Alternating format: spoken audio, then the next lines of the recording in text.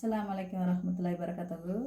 வாங்க இன்றைக்கி ஒரு சூப்பரான சுவையான ஒரு ஹோட்டல் சாம்பார் தான் நம்ம இன்றைக்கி செய்ய போகிறோம். இது இட்லிக்கு, பொங்கலுக்கு, டிஃபன் ஐட்டம் எல்லாத்துக்குமே ரொம்ப ரொம்ப நல்லாயிருக்கும்.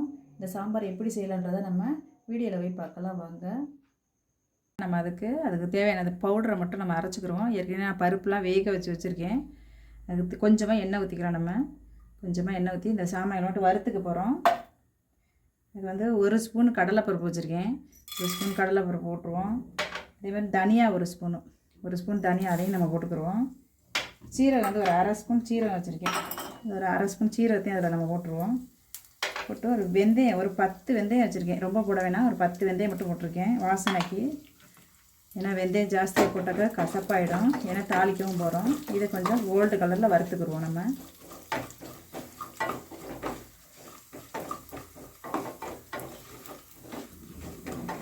கொஞ்சம் வறுத்துருச்சு. இந்த டைமில் நம்ம ஒரு 6 காஞ்ச மிளகா சேர்த்துக்குறோம் அதில். ஏன்னா காரத்துக்கு வேறு எதுவும் எந்த பொடியும் நம்ம போட போதில்லை. ஒரு 6 காஞ்ச மிளகா அதில் சேர்த்துக்குருவோம்.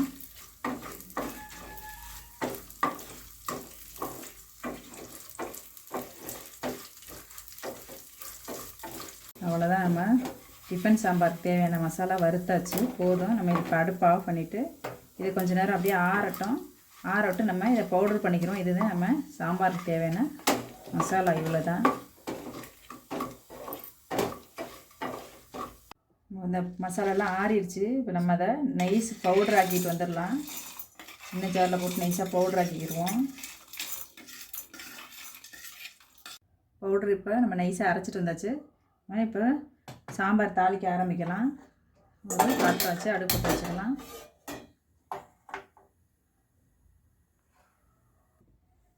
ஒரு டேபிள் ஸ்பூன் எண்ணெய் ஊற்றிக்கிடுவோம். நல்லா சாம்பார் தாளிக்கிற அளவுக்கு எண்ணெய் ஊற்றிக்கிடுவோம். கடுகு ஒரு 1/2 ஸ்பூன் கடுகு நம்ம அதில் சேர்த்துருவோம். இது ஒரு 1/2 ஸ்பூன் சீரகம், ஒரு 1/2 ஸ்பூன் அதையும் நம்ம அதில் சேர்த்துருவோம். இது ஒரு கொஞ்சமாக வெந்தயம், ஒரு 1/4 ஸ்பூன் வெந்தயம் அதையும் நம்ம அதில் சேர்த்துருவோம்.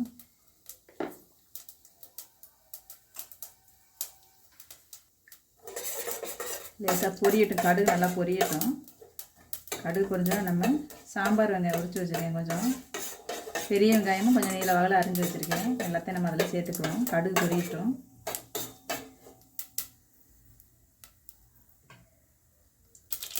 கடுகு பொரிஞ்சிருச்சு. நான் பெரிய வெங்காயம் வெட்டி வச்சுருக்கேன். கொஞ்சம் இந்த பெரிய வெங்காயத்தை நம்ம சேர்த்துக்குவோம்.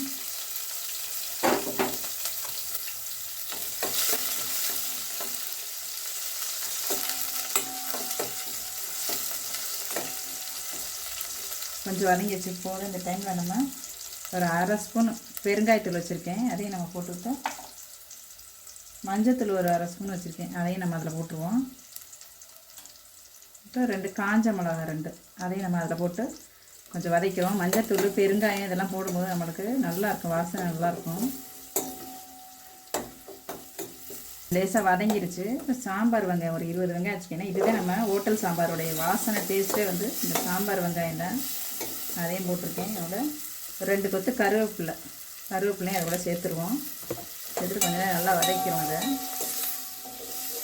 வைத்து இந்த டைமில் தக்காளி ஒன்று பெருசாக வெட்டி வச்சுருக்கேன், ஒரு பெரிய தக்காளி, அதையும் அதில் சேர்த்துருவோம். ஒரு 2 பச்சை மிளகா அதையும் அதில் சேர்த்துருவோம். முருங்கைக்காய் ஒன்று அரிஞ்சிருக்கேன், அதையும் அதில் சேர்த்துருவோம். நம்ம இது கொஞ்சம் நேரம் வதங்கட்டும். ஒரு கத்திரிக்காய் ஒன்று வெட்டி வச்சுக்க பொடியாக, அதையும் நம்ம அதில் போட்டுருவோம். காய்கறி இல்லாமல் நம்ம இந்த சாம்பாரை செய்யலாம், காய்கறி போட்டும் நம்ம சமைக்கலாம். காய்கறி போட்டால் நல்லா டேஸ்ட், ஒன்றுக்கு ஒரு டேஸ்ட் வரும்.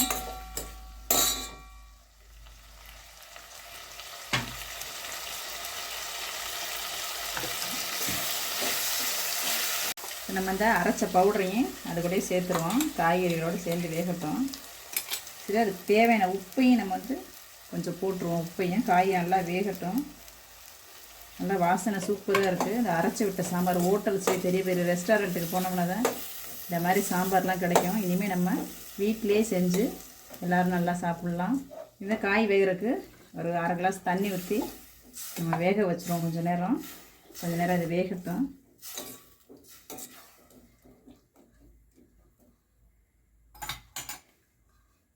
இதை அப்படியே நம்ம மூடி போட்டு வேக வச்சிரும். கொஞ்ச நேரம் நல்லா வேகட்டும். ஐஸ் போட்டு வச்சுருவோம்.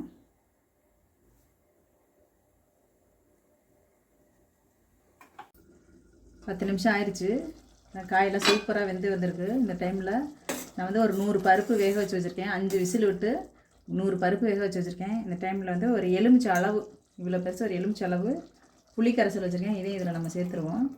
சேர்த்துட்டு ஒரு 100 கிராம் பருப்பு வேக வச்சு வச்சுருக்கேன். 5 விசில் விட்டு அதையும் நம்ம அதோடு சேர்த்துருவோம்.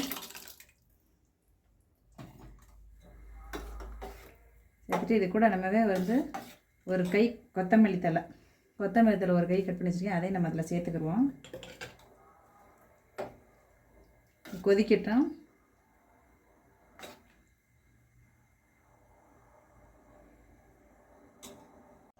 புளியும் பருப்பும் ஊற்றி நல்லா கொதிச்சிருச்சு. அவ்வளோதான், நம்ம ஹோட்டல் ஸ்டைல் ஒரு டிஃபன் சாம்பார் ரெடி ஆயிடுச்சு. இந்த டைமில் ஒரு கடைசியாக நம்ம கொஞ்சமாக நெய் போட்டுக்கிறோம். அதில் நெய் போட்டுட்டு இதே போல் கொஞ்சோன்னு வெல்லம், நம்ம மாமூலாக போடுறதான் ஹோட்டலெல்லாம் இந்த சுவை இருக்கும். கொஞ்சமாக ஒரு வெல்லம் போட்டுக்கிறோம். அவ்வளோதான், நம்ம hotel style tiffin sambar ready. வாங்க எல்லோரும் சாப்பிட்லாம். அவ்வளோதான், நம்ம சாம்பார் ரெடி ஆயிடுச்சு. அடுப்பு ஆஃப் பண்ணிடலாம்.